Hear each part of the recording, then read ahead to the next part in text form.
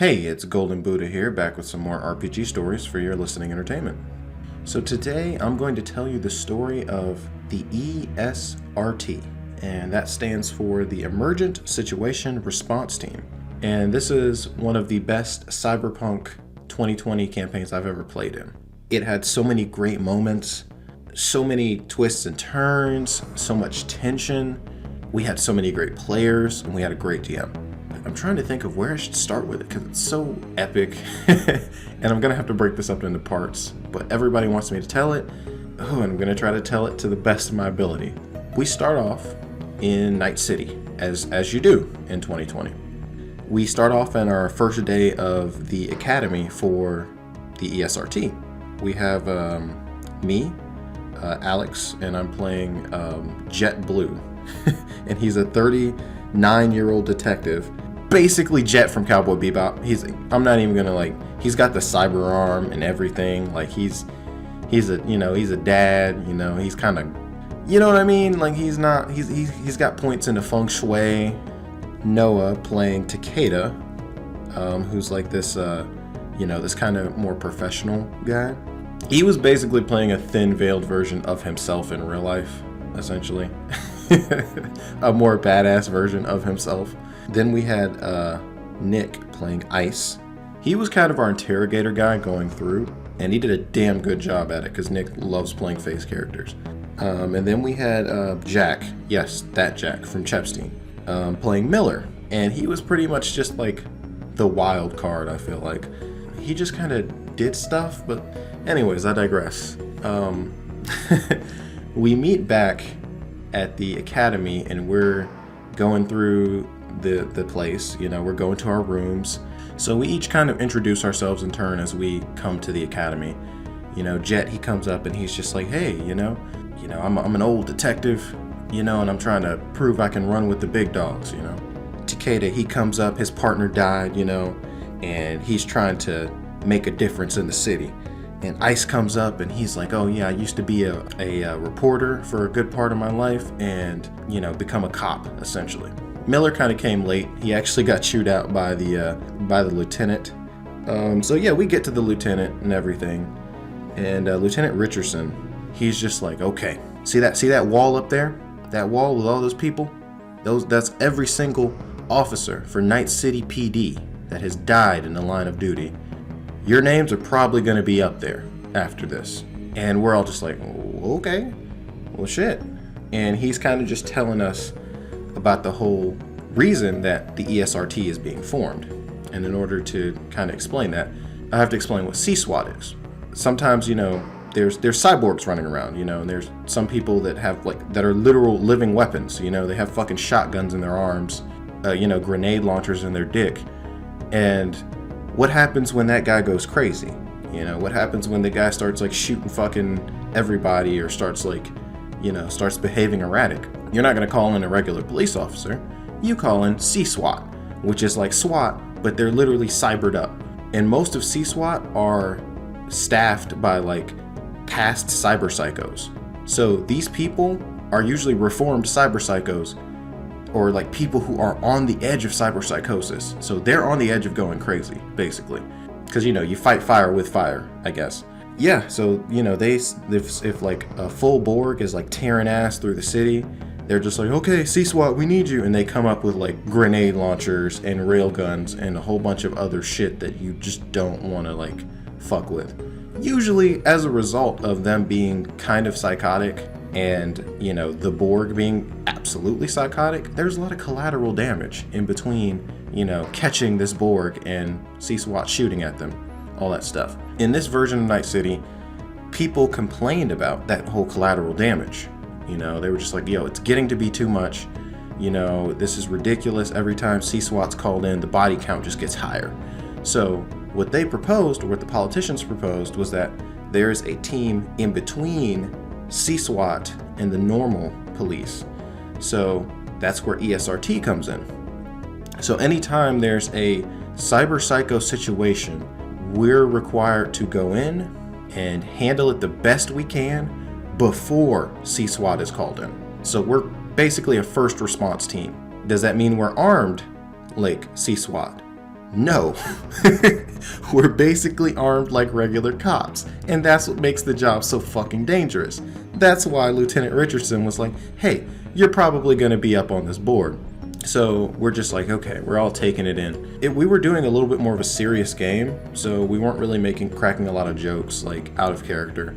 Everyone was trying to be, like, in character and just taking everything. And it was a great beginning, but that's only part of it. After Lieutenant Richard kind of just explains to us what's going to happen and the training we're going to go through, we get shown to our dorms. Yeah, so then our characters start kind of meeting each other. We learn a little bit about our backstories and why we joined the force. It was pretty cool. We shake hands. I set up a little bonsai tree. Jet and Takeda, they take a liking to each other, and they immediately click. We get settled in, and we go to the mess hall. We eat. Then we end up doing laps. Yeah, he had us roll endurance checks.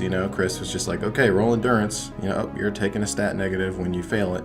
I was just like, yo, we're in the academy, let's do this, like me. I was just like, yeah, fuck yeah. So here's where we start getting into the training proper, where there's kind of like a little time skip, because he was doing broad strokes. He wasn't going to role play every single day we were in the academy.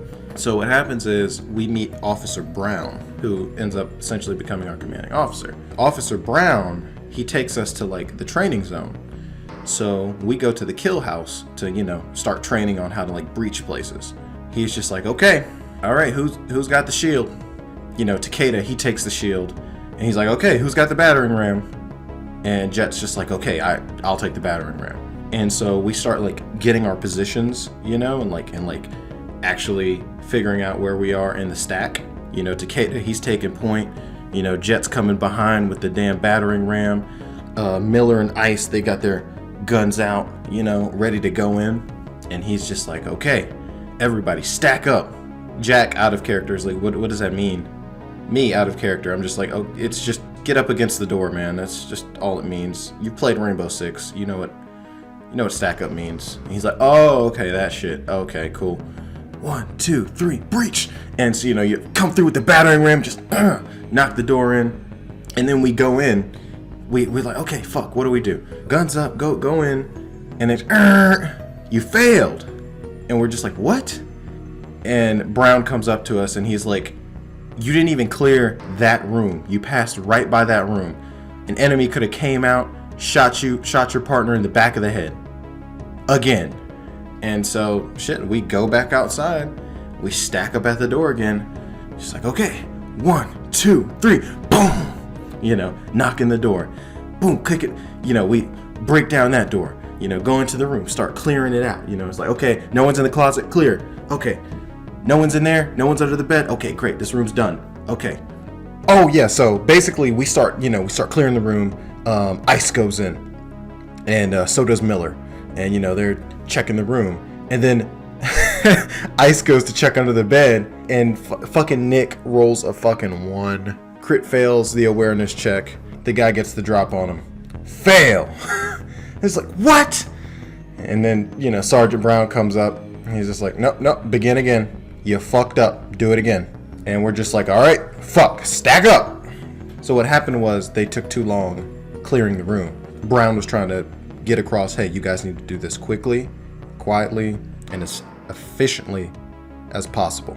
We breach and clear again. Move on to that same room. Ice, he's got the pistol out, Jet goes in, he goes in behind, he's just like, okay, I'm gonna clear the closet, you clear the bed. And so, under the bed's clear. Open the closet. Oh fuck, it's a guy in there. I'm just like, oh shit! And I shoot him. I rolled a 1. Shot my teammate with a blank. Yeah, good times. Yeah, the fucking fumble table in Cyberpunk is no joke. It's hilariously deadly. Good thing we weren't using live rounds, because that probably would have took somebody's hand off. But Brown barges in. He's like, what the fuck? How do you shoot your teammate when he's behind you? How do you even do that? And Jess just like, well, I don't know, man. This gun is just. I'm sorry, sir. Because I couldn't even make excuses. He looks at us all and he's again. So we go back outside again. So at this point, start to feel a bit like Groundhog Day, the endless loop. And but we're still having fun, you know. And Chris, he's asking us, you know, in between, he's like, yo, you guys still having fun? Everyone's just like, yeah, fuck yeah, man, this shit is great. So then we move up. A training dummy pops up, you know, by the staircase. Takeda takes aim with his gun, you know, tells him to drop the fucking weapon. He doesn't comply. Pow! Called shot to the head. Dummy's down. We keep moving. Jet and Miller go to clear the room on the right. Miller goes in. Jet comes in behind him. Boom! Robot dummy pops up. He's armed. Fuck. We roll initiative. You know, I get to go first. Okay, so I take the shot at his hand. Pow! Called shot. Gun flies out of his hand. But the dummy jumps at Miller and just grapples him and then throws him to the ground. And so I line up another shot for his head. And I'm just like, okay, called shot to the head. Pow! Fumble. I shoot myself with the gun. Brown charges in. Is this just going to be a thing with you, Jet? You shooting yourself and your teammates and everything like that? This is what we're doing today? And I'm just like, sir, it won't happen again. I swear, I'm going to check my gun. And he's like, it better not. Again. So we're all the way back at the beginning. I'm like, okay, all right, shit. We keep going. We start clearing out the rooms. You know, we're doing it more efficiently this time. We go in, we get to the last door on the right. Takeda, you know, listens in. Pow! A shotgun round tears through the door. You know, just barely misses him. Ice steps up and grabs a flash grenade off my belt and tosses it in the hole in the door. And then we go in and just fucking clear the room. We start making our way up the spiral staircase. A fucking training dummy starts running down with a gun. Takeda says, put the weapon down or I'll shoot. He doesn't comply. Pow! More shots. Training dummy drops. We continue up the stairs. We keep moving. Another training dummy pops up. Bow! Ice takes the shot. 2 in his torso. We keep moving. Is what I would have said if Ice didn't fucking fumble and shoot a teammate. Because he rolled a 1. Not only does he manage to fumble, he manages to shoot Jet in the back of the head. Somehow. I guess it just ricocheted off and just pew, with a blank or whatever. I don't know. Brown comes in again. Y'all just can't get it together today. You know what? You guys are making progress. Stack back up at the staircase. And part of this was just Chris taking mercy on us, because I think we were all starting to realize how fucking bad the fumble rules are in Cyberpunk. If you roll, like, you roll a D10 plus your stat, but if you roll a 1, that's a fumble, and then you roll again on the fumble table to see what you get. 8, you shoot yourself, I think. Yeah, it's really bad, and the fact that the guns in this are super lethal, it's not a fun time. Chris homebrewed a fix for that later, but on with the story. So after that, we continue. We make our way, you know, up the stairs.